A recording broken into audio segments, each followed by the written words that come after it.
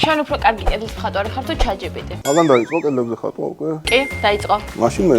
კარგი, მაშინ ორივეს დაგისვამ 7 კითხვას კედლის მხატვრობაზე და ვნახოთ რომელი უფრო კარგად იმპასუხებს. მზად ხარ? ოკეი. შესაძლებელია თუ არა კედლის მხატვრობით მილიონი შოვნა? რა თქმა უნდა, გარკვეულ დროსა და სივრცეში. მოდი მოვისმინოთ ChatGPT-ს პასუხი. შესაძლებელია, მაგრამ მხოლოდ თუ ნიჭს, შრომას და დროს სწორად შეუთავსებ. გამართლებაც გჭირდება. მეთანხმებით? ნაწილობრივ. არის თუ არა უნივერსიტეტის დიპლომი ამ პროფესიის დასაუფლებლად საჭირო? უფრო სამხატვრო აკადემიის დიპლომი. დიპლომის გარეშე შეიძლება. არა, ეს ქუჩის სკოლა.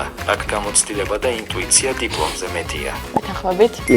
ჩაანაცვლებთ თუ არა ხელოვნური ინტელექტი ამ პროფესიას? კედლის ფაქტურას გააჩნია. ზოგს კი ინტერიერში ალბათ უფრო, ზოგს ვერა. ხელოვნურმა ინტელექტმა შეიძლება დააკოპიროს ფორმა, მაგრამ ვერ იგრძნობს ქალაქის სულს. ხელით დახატულ კედელს თავისი ენერგია აქვს. მართალ ჩივი. რისი სწავლაა შეუძლებელი წიგნებიდან კედლის მხატვრობის შესახებ? ალბათ უნიკალური იდეების. ვერ ისწავლი, როგორ გაიგო, როდის გისმენს კედელი და როდის გწირავს ქალაქი.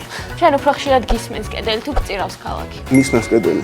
შეიძლება თუ არა შემთხვევით ძალიან წარმატებული გახდე? რა თქმა უნდა, თუ საკმარისად იდიოტია. შეიძლება, მაგრამ ხშირად ამას წინ დიდი შრომა უდევს. შემთხვევით როგორ ღარი თუ დიდი შრომა უდევს. დავიჭირეთ ChatGPT მე მგონი. ერთი ფრაზა, რომელიც მარტო კედლის მხატვრებს ესმით. დასაფარია. დრო არ გვაქვს, მზეზე გაშრობა ბევრს გასცემს. მასშტაბია დასაფარია. მე აქ ვერაფერი ვერ გავიგებ ერთ-ერთი მხრიდან. გვითხარი ერთი რამ კედლის მხატვრებზე, რაც ჯობს რომ ხალხმა არ იცოდეს. რეალურად ძალიან ტვინი ებურღებათ იმ შეკითხვებისგან. ეს როგორ გადავა ხალხელა მასშტაბზე? და მსგავსი კითხვები. ქუჩის ხელოვნება ზოგისთვის ფსიქოლოგიური გადარჩენაც არის და ეს ყოველთვის ხელოვნებად კი არა, თვითგამოხატვის აუცილებლობად უნდა განვიხილოთ. მადლობა, ჩატ. ჯიგარი ხარ?